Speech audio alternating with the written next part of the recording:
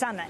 This is Democracy Now!, democracynow.org, the War and Peace Report. I'm Amy Goodman. We're broadcasting from Marrakesh, Morocco. Here at the UN climate talks, one issue that's being largely ignored is Morocco's more than 41-year occupation of Western Sahara, located south of Morocco. Many consider it to be Africa's last colony. Last week, Moroccan authorities barred the Sahrawi political leader, Souelma Bayrou, from attending the climate summit, even though she serves as the vice president of the Pan-African Parliament. She was reportedly held by Moroccan police for 75 hours without food or water. Morocco also faced criticism after it briefly published a map on an official COP22 website that showed occupied Western Sahara to be a part of Morocco. The image was later taken down from that website. The UN considers Western Sahara to be a non-self-governing territory. In March, Morocco expelled UN staffers from Western Sahara after UN Secretary General Ban Ki-moon referred to Morocco's rule over the region as an occupation during a visit to the Algerian town of Tindouf, which has been the home for Western Saharan refugees for 4 decades. One half of the Sahrawi population lives in the refugee camps, while the other half lives in the territory under occupation. Moroccan authorities also continue to block many international journalists and human rights organizations from entering the occupied Western Sahara.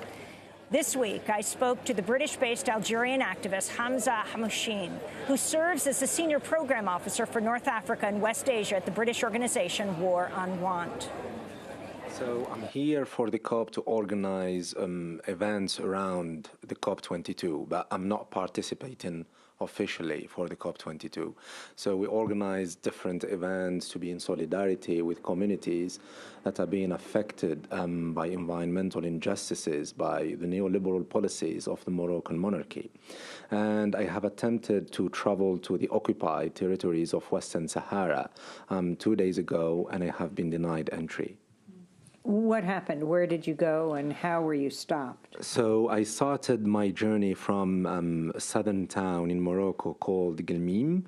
So I took a bus ride from there to Dakhla, and just before Tarfaya, just on the border between Morocco and the occupied zone, I have been ordered off the bus, and I've been informed that there are specific instructions coming from high up to not allow me to proceed to Laayoune.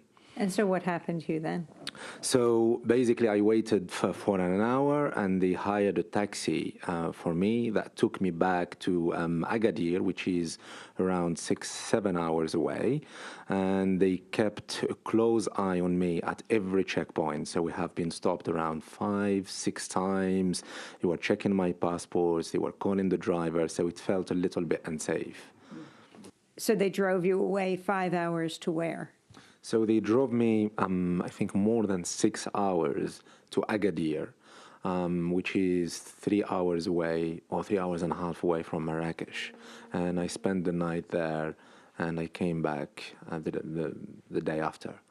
But for me, that episode is just an example of how Morocco, the Moroccan monarchy, how the Makhzen, the king and the elite around him, does not want international people and people coming for the COP22 to know about its occupation of Western Sahara that has been ongoing for more than 4 decades now. Interestingly, Ban Ki-moon, the UN Secretary General, was here, actually met with the king, though it doesn't look like the king wanted to exactly look at him, because he just recently called the presence of Morocco in Western Sahara an occupation. Mm-hmm.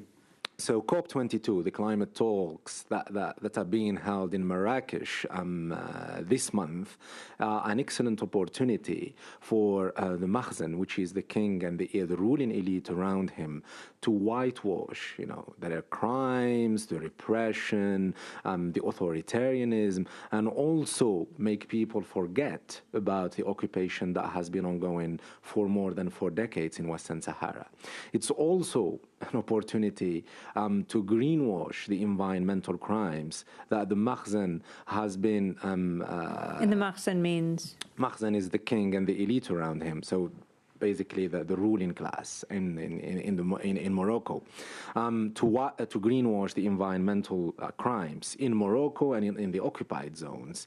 So I have been visiting different places in Morocco recently where people are suffering from big, huge environmental injustices. And one of them is the Imidar community that has been struggling with the Royal Holding silver mine in mine that has been, grabbing their resources, grabbing their water. And explain where Imidar is. So Imidar is in southeast Morocco, is around 7 hours drive for Marrakesh. So the community has been struggling there for years against this silver mine that has been polluting their environment, affecting their agriculture. And so this is, in a way, a contradiction between the narrative that the monarchy is trying to give to outsiders, that they are champions of renewable energy, that they are green, and all of that. But in reality, when you look deep down, you see a lot of environmental destruction. There is another example too, Safi, which is a town, an industrial town on the ocean, which is really a victim of the industrial policies of Morocco. There is actually now a coal-fired power station that is being built, and that will be operational in 2017. So at the time they are saying we are doing renewable energy, they are building a coal-fired power station, and that coal will be brought from Russia, Poland, and South Africa. But then, if you look deeply into the details of the renewable plans, you see that an important part of it is based on occupied territory. So without the approval of Sahrawi in taking the decisions and how those resources are being used. The Sahara are the West Saharans. Yeah, the West Saharans. So there is a report by an organization called Western Sahara Resource Watch, just released a few weeks ago, called Power in the Plunder, where they document all those renewable plants, wind and solar. And they mentioned an example of where a wind farm is powering the Bukra phosphate mine, which is in occupied territory. So basically, powering that mine to plunder even further the resources of the Sahrawis. How difficult is it for people to get to Western Sahara who don't already live there? I think the movements of the Sahrawis are monitored. So the Moroccan security services and the Royal Gendarmerie really monitor the movements of the Sahrawi people. For international delegations, so the moment they detect that those delegations are talking with human rights activists and human rights organizations, they deport them. There have been many examples in the past with delegations from Norway, from Spain, being deported the moment they detect them talking with human rights activists. What are they hiding? I think, to say it briefly, they hide in the reality of occupation, they hide in the reality of repression, they hide in the reality of the denial of the rights of the Sahrawis for their self-determination. Share the history of Western Sahara. So Western Sahara was a colony, a Spanish colony, till 1975. So when the Spanish left, the Morocco and Mauritania invaded Western Sahara. Mauritania retreated, I think, a year later, but Morocco still occupies that land and plunders the resources.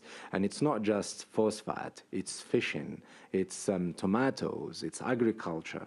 And Sahrawis do not have any input in the decision making. And I think this needs to be exposed, and the COP22 should not be allowed to be an opportunity for the Makhzen, the king and the elite around him, to greenwash their crimes and to whitewash the occupation. There are amazing parallels to Indonesia's occupation of East Timor in 1975. Mm-hmm. But in 1999, the UN was able to sponsor a referendum for the people of East Timor, mm-hmm. and they voted for their independence, and now they're one of the newest nations in the world. Yeah, I think that's what the Sahrawis wish to happen. They just want the right to self-determination, and the UN is supportive of that. Except that Morocco has the support of some Western powers, including France and the US and Spain, and that diplomatic and international support allows it to continue the occupation. So I think we need to exercise the pressure on the Moroccan monarchy as well as its backers and the multinationals that are complicit in the plunder of resources. That was the British-based Algerian activist Hamza Hamouchine, who serves as the senior program officer for North Africa and West Asia at the British organization War on Want. He recently attempted to enter the occupied Western Sahara, but was stopped by Moroccan authorities on his way.